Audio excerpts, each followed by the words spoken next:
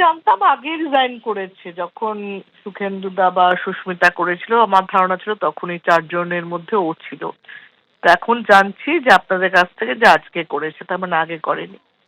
ঠিক আছে, প্রত্যেকের ওপিনিয়ন আছে, প্রত্যেকেই বুঝতে পারছে তাদের একটা কারণ, নিজেদের কাছে একটা কারণ আছে, এবং সেই কারণের জন্য অনেক বেশি সংখ্যাই তো চলে যাচ্ছে। সেখানে আমার মনে হয়, মানে আমি কোয়েলের হয়ে বা কোয়েলের এগেনস্টে কোনোটাই বলছি না, যদি জিজ্ঞেস করা হয় যে এত লোক চলে যাচ্ছে কেন, তাহলে আমার মনে হয় সেটা মমতা ব্যানার্জির বেশি অ্যানালিসিস করা উচিত কেন চলে যাচ্ছে। হারাধুরা 10টি ছেলের মতন অবস্থা হয়েছে, একটাও থাকছে না। তো কালকেও মদন দা চলে এলো দেখলাম। জানি না, মানে দিদির এত লোকের কারণ, এত লোকের ভাবনাকে রেসপেক্ট দিয়ে কোথাও নিজের ভুল, দলের ভুলটাকে মেনে নিয়ে ঠিক করা উচিত ছিল। এখন এটা অনেক লেট, কিন্তু অনেক আগে উচিত ছিল আমার মনে হয়। আরও নিঃসঙ্গ মমতা বন্দ্যোপাধ্যায়। গতকাল মদন মিত্র তিনি কালীঘাট তৃণমূলের সঙ্গ ছেড়ে এবার ঋতব্রত তৃণমূলে নাম লিখিয়েছেন। আর এবার কোয়েল মল্লিক তিনি তৃণমূলের রাজ্যসভার সাংসদ পদ থেকে ইস্তফা দিয়েছেন। কোয়েল মল্লিক তিনি ইস্তফা দিয়েছেন, শুধু তাই নয়, তিনি পৌঁছে যান ভূপেন্দ্র যাদবের বাড়িতেও। এর আগে আমরা জানি সুখেন্দু শেখর রায়, সুস্মিতা দেব, প্রকাশচিক বড়াইক, আর এবার কোয়েল মল্লিক তিনি রাজ্যসভার সাংসদ পদ থেকে ইস্তফা দিলেন। সুখেন্দু শেখর রায়, সুস্মিতা দেব, প্রকাশচিক বড়াইক তারা ইতিমধ্যেই শ্রমিক ভট্টাচার্যর উপস্থিতিতে বিজেপিতে যোগদান করেন। যেদিন বিকেলে তারা যোগদান করেন সেদিন রাতেই তাদেরকে রাজ্যসভার প্রার্থী করে বিজেপি। ইতিমধ্যেই তারা মনোনয়ন দিয়েছেন, আগামীকাল তারা সার্টিফিকেটও পেয়ে যাবেন বলে খবর পাওয়া যাচ্ছে, কারণ কোনো প্রতিদ্বন্দ্বিতা নেই। এবার কোয়েল মল্লিক, যে জল্পনা চলছিল বিগত কয়েকদিন ধরে, তিনি এবার রাজ্যসভার সাংসদ পদ থেকে ইস্তফা দিলেন। 21শে জুলাইয়ের সমাবেশের আগে আরো একা মমতা বন্দ্যোপাধ্যায়, অভিষেক বন্দ্যোপাধ্যায়। এরপর কোয়েল মল্লিক কি করতে চলেছেন, কারণ ইতিমধ্যেই তিনি ভূপেন্দ্র যাদবের সঙ্গে সাক্ষাৎ করেছেন। জানবো, আমাদের প্রতিনিধি বিজেন্দ্র সিংহ আমাদের সঙ্গে রয়েছেন। বিজেন্দ্র, দেবস্মিতা, কোয়েল মল্লিক এখনো কিছু অফিসিয়াল তার রিয়াকশন আসেনি। তাকে আমরা চেষ্টা করছি তার বক্তব্য নেওয়ার জন্য, কিন্তু তিনি কোনো বক্তব্য খুব সময় তাকে রাখতে চাইছেন না।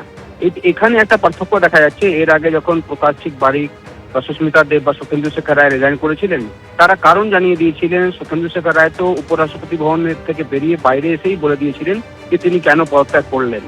সুস্মিতা দেব আমরা দেখলাম তার বাড়িতে তিনি হিমন্ত বিশ্ব শর্মার সঙ্গে দেখা করার পর তিনি জানিয়েছিলেন কি টিএমসি কি দুর্নীতি ছিল, কেন তিনি ছাড়লেন, সেসব কথাগুলো তিনি জানিয়েছিলেন। প্রকাশচিক বাড়াই পদত্যাগ করার পরই পৌঁছে গেছিলেন নিশিকান্ত দুবের বাড়িতে। সেখানে তিনি দীর্ঘ বক্তব্য রেখেছিলেন কেন তাকে ছাড়তে হলো টিএমসি, এবং তিনি শুভেন্দু অধিকারী যা বলবেন সেটাই তিনি করবেন, সেটাও তিনি সেদিন জানিয়েছিলেন। কিন্তু এই জায়গায় একটা ডিফারেন্স দেখা যাচ্ছে। কোয়েল মল্লিক আজকে পদত্যাগ করার পর তিনি আজকে ভূপেন্দ্র যাদবের সঙ্গে দেখা তো করেছেন, তারপরে তার কোনো বক্তব্য নেই, এবং যেটা সূত্র মারফত জানা যায় তিনি আজকেই কলকাতা ফিরে যাবেন। সেক্ষেত্রে হয়তো তিনি যে 3 জন সাংসদ এর আগে পদত্যাগ করার পর বিজেপি জয়েন করার পর বিজেপির ক্যান্ডিডেট হয়ে আগামীকাল হয়তো জয়ী হবেন এবং তারা ফিরবেন, কোয়েল মল্লিক হয়তো সেই দিকে যাচ্ছেন না। তিনি পদত্যাগ আজকে করেছেন, তার কারণও হচ্ছে জুন মাসে 8 তারিখ যখন প্রথম খবর এসেছিল দেবস্মিতা কি সুখেন্দু শেখর রায় পদত্যাগ করতে চলেছেন, সেদিনই আমাকে জানানো হয়েছিল কি কোয়েল মল্লিকও আজকে পদত্যাগ করবেন, এবং সেদিন আমরা খবরও দেখিয়েছিলাম যে সুখেন্দু শেখর রায় এবং কোয়েল মল্লিক পদত্যাগ করবেন। আজকেই সেদিন সেটা করবেন 8 তারিখ। কিন্তু সেদিন সুখেন্দু শেখর রায় তো পদত্যাগ করেছিলেন, কিন্তু কোয়েল মল্লিক সেদিন পদত্যাগ করেননি। কোয়েল মল্লিকের জন্য তিনি বিদেশে রয়েছেন এরকম খবর এসেছিল। তিনি ইমেল মারফত তার পদত্যাগ পাঠিয়েছেন সেরকম খবর পাওয়া গেছিল, কিন্তু ইমেল মারফত পদত্যাগ হয় না। লোকসভা এবং রাজ্যসভা এমপিকে যদি রিজাইন করতে হয় তাহলে ফিজিক্যালি প্রেজেন্ট হয়ে তাদেরকে বলতে হয় যে তারা স্বেচ্ছায় পদত্যাগ করছেন, এবং সেটাই আজকে আমরা দেখলাম। কোয়েল মল্লিক আজকে প্রথমে ভূপেন্দ্র যাদবের সঙ্গে মিটিং করেন এবং তারপরে চলে আসেন তিনি উপরাষ্ট্রপতি ভবনে, এবং সেখানে তিনি তার পদত্যাগপত্র জমা দিয়ে সেখান থেকে চলে গেছেন। এবং মনে করা হচ্ছে কি হয়তো তিনি আর হয়তো রাজনীতি থাকবেন না, কিন্তু বলা যেতে পারে তিনি এপ্রিল মাসে শপথ নিয়েছিলেন, খুব সম্ভবত 4 এপ্রিল তিনি শপথ নিয়েছিলেন, 6 মাসও হয়নি, এবং তার মধ্যে তিনি পদত্যাগ করে দিলেন। 6 বছরের মেয়াদ ছিল দেবস্মিতা, এবং তার 6 মাসও না হয়ে তিনি পদত্যাগ করেছেন। একটাও সেশন তিনি ফেস করলেন না। যদি তিনি একদম বিজেন্দ্র, ঠিক যেরকম তুমি বলছো যে 6 বছরের মেয়াদ ছিল, কিন্তু 6 মাস কাটতে না কাটতেই তার আগেই কোয়েল মল্লিক তিনি রাজ্যসভার পদ থেকে ইস্তফা দিলেন।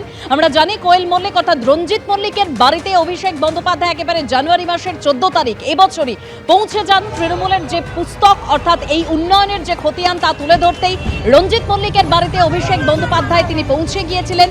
সেই সেই ছবি আপনারা দেখতে পাচ্ছেন। এবং রঞ্জিত মল্লিক তিনি বলেছিলেন যে অভিষেক বন্দ্যোপাধ্যায় ভালো ছেলে, আমার খুব ভালো লাগে অভিষেক বন্দ্যোপাধ্যায়কে। আর তারপরেই কোয়েল মল্লিককে একেবারে রাজ্যসভার সংসদ করে পাঠান মমতা বন্দ্যোপাধ্যায়। কোয়েল মল্লিক তিনি 5ই মার্চ তিনি নমিনেশন ফাইল করেন, একেবারে সেই সময়ের ছবি আপনারা দেখতে পাচ্ছেন।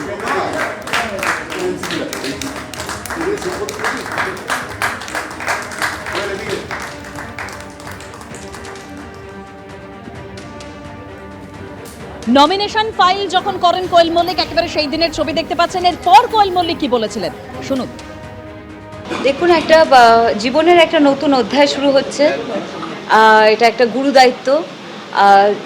মানে আমি শুধু এটাই বলবো যেন সবাইকার আশীর্বাদ, সবাইকার ভালোবাসা আমার সঙ্গে থাকে, যাতে অনেক অনেক মানুষের সেবা করতে পারি, যেন দেশের সেবায় আমি সক্ষম হতে পারি, সফল হতে পারি, অনেক মানুষের আমি উপকারে আসতে পারি। আমি যে কখনো ভেবেছিলাম তেমন নয়, কিন্তু আমি অনেক দিন আগে থেকেই দেখুন, এটা তো একটা মহৎ দায়িত্ব, কারণ দেশের সেবা, মানুষের সেবা, এর থেকে বেশি তো বড় মহৎ কাজ হতে পারে না।